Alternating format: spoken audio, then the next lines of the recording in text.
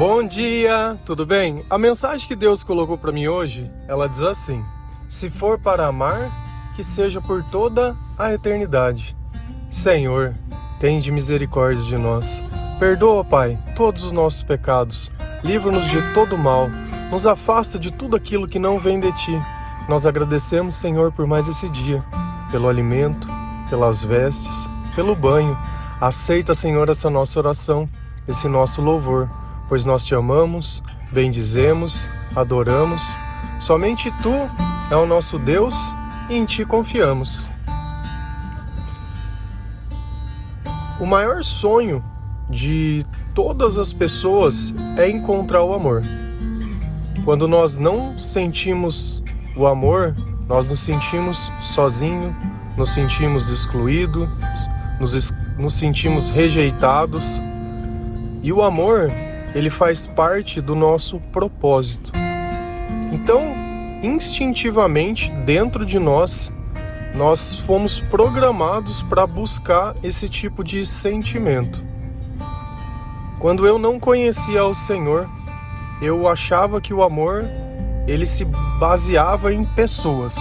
Então era uma mera questão de procurar algo que me agradasse visualmente, e baseado nesse primeiro estímulo, aquela pessoa também deveria sentir o mesmo estímulo por mim. Então, quando duas pessoas elas se decidem, se admirar de alguma forma e começam a partilhar parte da vida e criar um laço de amizade, e dentro desse laço você acaba tendo uma relação mais íntima com essa pessoa. E aí você vai constituir a sua família, e aí a gente conhece tudo o que acontece baseado nisso. Enfim, para mim o amor era isso. Agora, a partir do momento que eu comecei a conhecer a palavra de Deus, eu descobri que Deus é amor. E aí as coisas elas começaram a fazer mais sentido. Porque no meu primeiro princípio de amor, onde eu deveria encontrar alguém e ser escolhido por esse alguém que eu encontrasse, falta tudo. Porque quantas vezes nós não temos alguém e continuamos nos sentindo sozinhos, desamparados, incompreendidos, tristes. Então, se o nosso propósito e a nossa maior busca é amar, e nós encontramos, teoricamente, tudo isso que nós imaginávamos que era o amor, não deveria ter sido removido todos esses sentimentos? Eu deveria me sentir feliz, deveria me sentir completo, mas não foi assim. É como se nós estivéssemos com fome, encontrássemos um alimento, mas nós comemos ele e a fome não passa. Porque dentro de nós só cabe o Senhor. Dentro dos meus pensamentos eu posso acreditar no que eu quiser. E nem por isso vai ser a verdade. E nem por isso eu vou deixar de sentir certos tipos de coisa. E aí a gente entende que sem Deus a nossa vida ela não é nada. Sem Deus nós não encontramos o amor, nem o valor, nem a paz, nem a paciência, nem nada.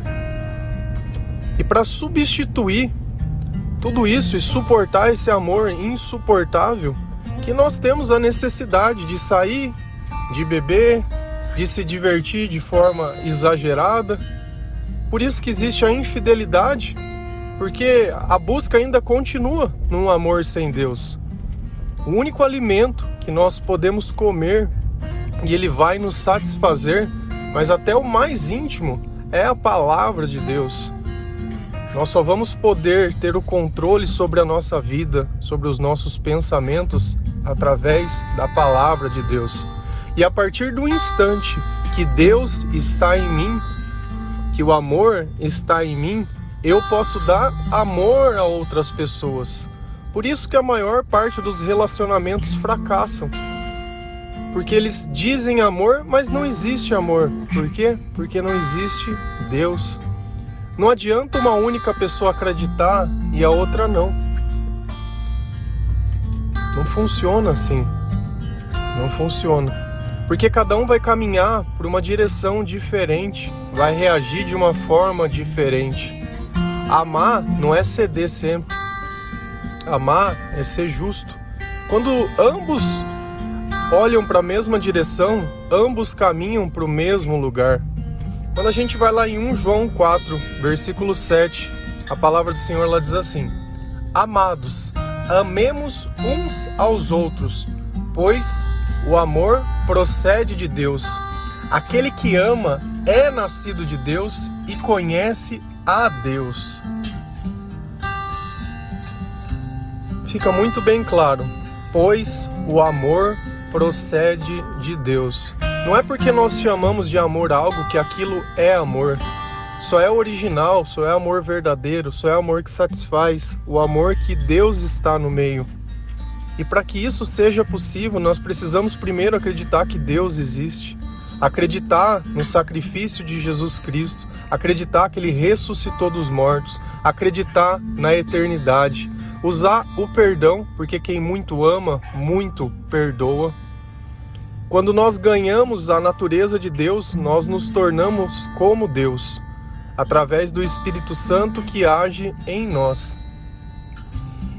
Aquele que ama é nascido de Deus. Poxa, mas parece que todo mundo é nascido de Deus? Sim, Deus fez todas as pessoas, mas deixou para que cada um escolhesse a quem seguir. Ou você segue a Jesus, ou você segue tudo aquilo que não é de Jesus. E é uma escolha sua. Ou você define uma pessoa como amor, ou você define Jesus como amor.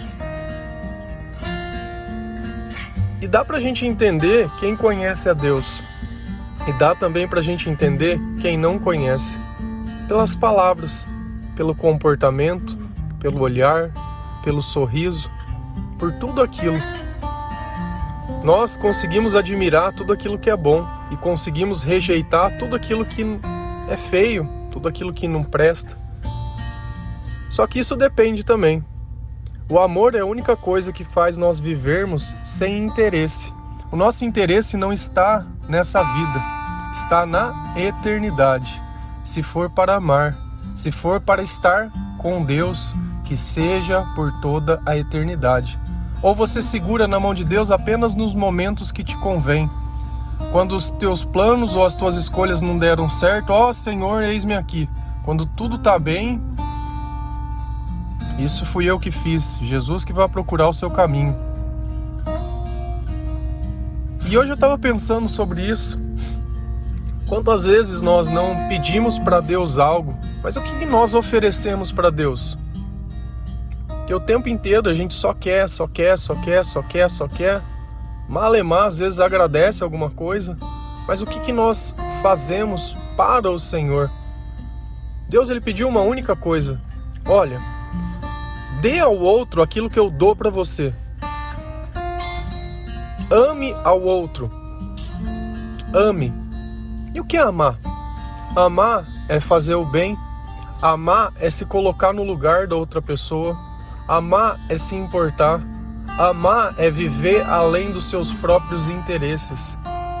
Amar é ajudar. Amar é cuidar. Amar é educar. Amar é instruir. Amar muitas vezes é contrariar. Amar é dizer a verdade.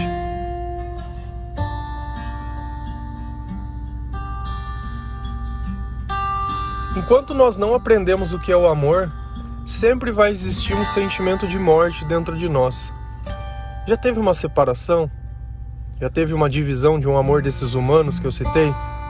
Qual é o sentimento quando esse amor acaba? Tristeza, desilusão, vontade de morrer, desânimo. Por quê? Porque se o meu propósito é amar e aquilo que eu defino como amor acabou, a minha vida acabou. Não é à toa que Jesus diz: olha, se você amar mais o seu pai e a sua mãe do que a mim, você não é digno de mim. Se você amar mais o seu filho do que a mim, você não é digno de mim. Se você não toma a sua cruz e me segue, você não é digno de mim.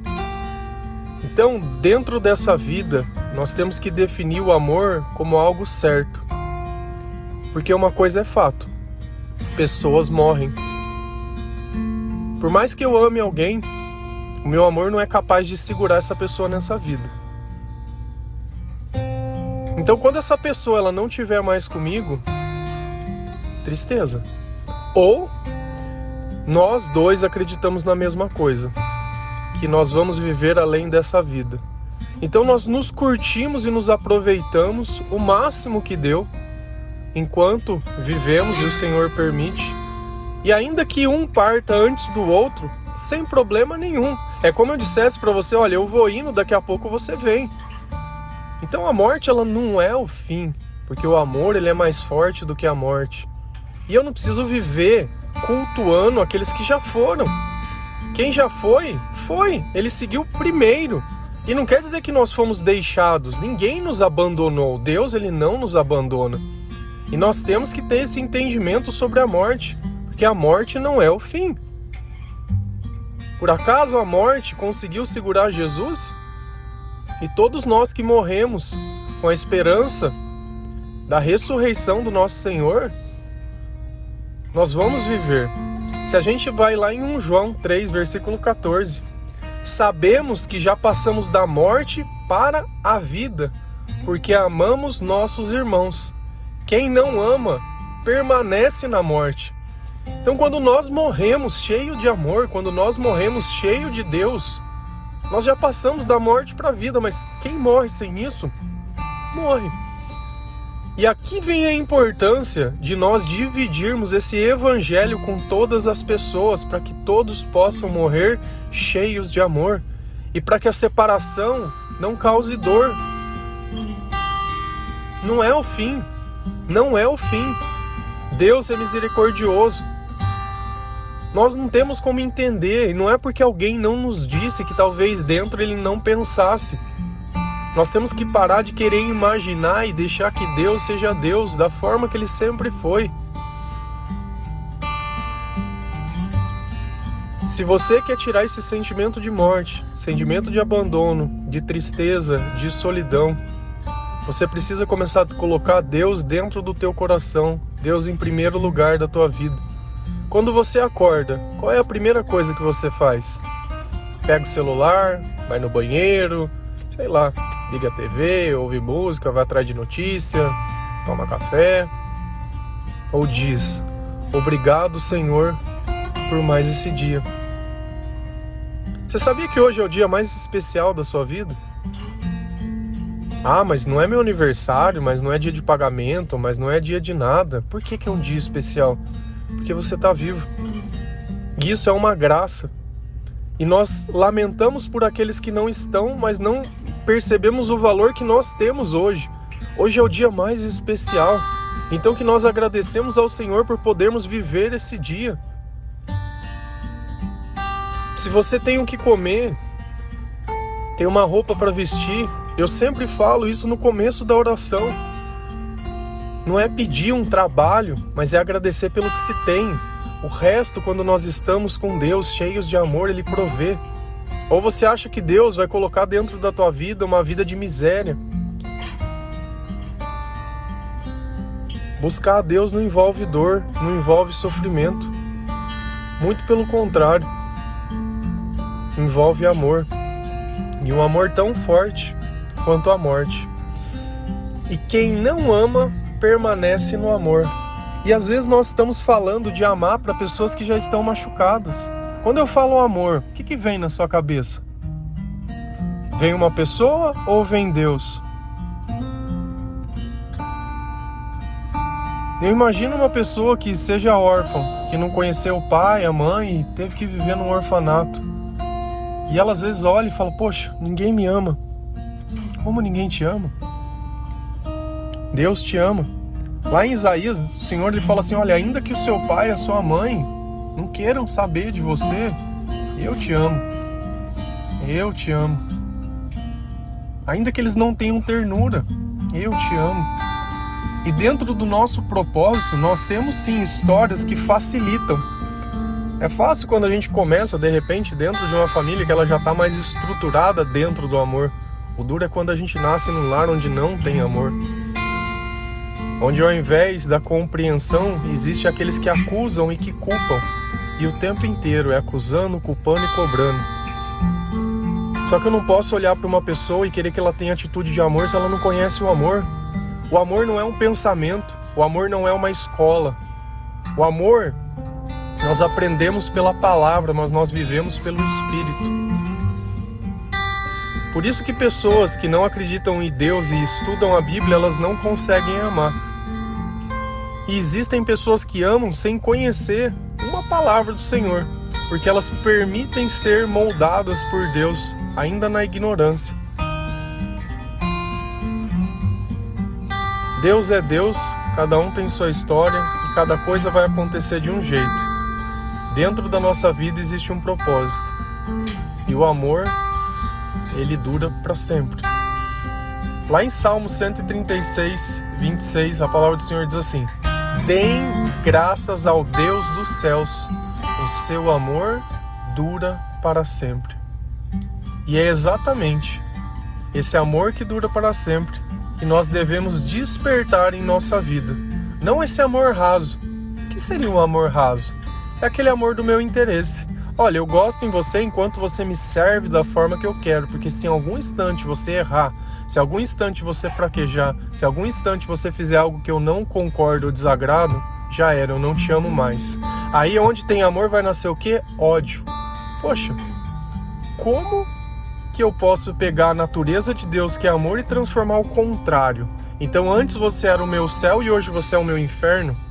A natureza de Deus, ela não muda. A nossa sim, o tempo todo. Por quê? Porque existe uma batalha espiritual. De um lado, alguém querendo me ensinar a amar. Do outro, a odiar. Você odeia alguém? Saiba a quem está influenciando os teus pensamentos. Todas as vezes que nós desejamos mal, Deus é amor, não é mal. O amor é bom. Então, quando eu desejo mal, que espírito que está perto de mim? É o Espírito de Deus ou é uma multidão de espíritos malignos? Olhe os nossos sentimentos, as nossas atitudes e os nossos pensamentos.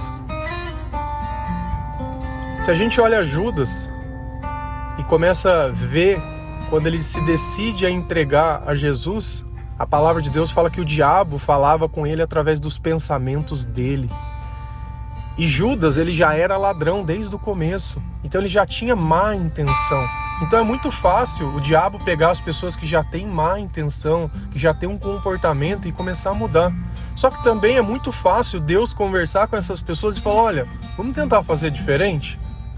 A única peça que define o sim ou não é você mesmo. O que você ganha pensando assim? O que você ganha vivendo desse jeito? O que você ganha achando, imaginando, deduzindo, sentindo? Aonde o teu orgulho pode te levar? Você está se sentindo bem? Você está satisfeito com as coisas que você tem? Você vive o presente ou o passado? Ou o futuro? Existem dessas escolhas duas que nós não podemos viver. Então toda vez que você gasta tempo olhando o passado, é como se você lesse um jornal de 1 ano atrás, 2 anos atrás, querendo se informar. Vamos imaginar que eu pego um jornal de 2 anos atrás e tento saber sobre o tempo. Vai funcionar hoje? E quando eu olho o futuro, é como se eu pegasse um livro de uma língua que eu não entendo e tentasse imaginar o que está escrito nele. Ah, eu acho que está escrito isso. Eu acho. Certeza? Nenhuma. Porque esse tempo não nos compete. Mas quando nós vivemos o presente, junto do amor, a nossa vida faz sentido, nosso coração se alegra, nós valorizamos as coisas que nós temos, convivemos com pessoas imperfeitas, encontramos o valor de todas as coisas e podemos viver de uma forma sobrenatural, porque o amor pulsa dentro de nós. E a partir desse instante que eu aceito o meu presente, eu aceito a minha eternidade, eu aceito a minha vida e eu não tenho mais medo da morte. Muito pelo contrário. A morte vai ser o cumprimento de todas as promessas de Deus. E não foi essa a razão de Jesus ter que passar por aquela cruz? Para que ele pudesse vencer a morte e mostrar que ele tinha autoridade sobre todas as coisas? E assim também será conosco. Nada de temer a morte. Nada. A morte não é o fim e nenhum adeus. seria um até logo, até breve, uma vírgula. Logo, todos nós estaremos juntos. Não apenas das pessoas que nós conhecemos nessa vida, mas também do nosso Senhor. Amém? Que Deus abençoe cada um de vocês. Que o amor de Cristo, Ele possa nos unir por essa vida e por toda a eternidade. Que Deus possa habitar dentro do teu coração.